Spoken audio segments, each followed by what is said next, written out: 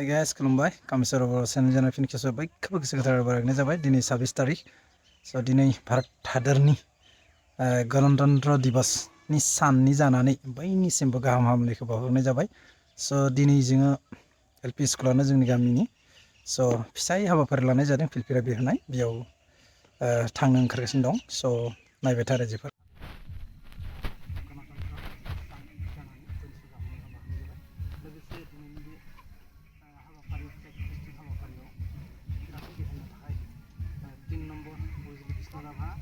गुदि फरायसालिनि गाहाय फोरोंगिरि मानगोनां श्री देबकान्त बर' सारखौ दिनैनि फिल्फिराखौ बेरायनो थाखाय खालामनाय थाबाय सारसे हेल्प खालामनो हागोन।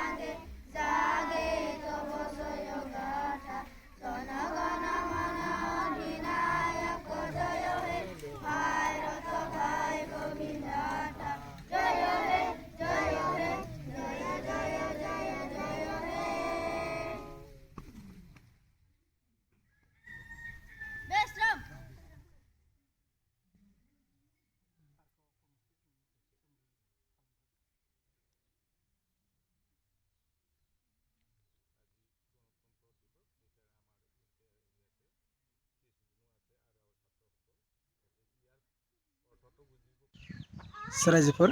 फैफिनबाय हाबाफारिखौ मावनानै जोङो सदाय दिनैनि ब्लगा बेनोसै जायफ्रा मोजां मोजां लाइक शेयार कमेन्ट खालाम आरो फेसबुक पेजाव नायोब्ला पेजखौबो फल' खालामनाङा लोगोसे आंनि चेनेलाव जायफोर गोदान फैदों अननानै प्लिज साबसक्राइब खालामना लादो रायजोफोर मानो होनबा नोंसोर साबसक्राइब खालामबासो जों आवगायनो हागोन मोजां मोजां कन्टेन्ट लाबोनो हागोन स' बाय बाय सि इउ नेक्स्ट ब्लग।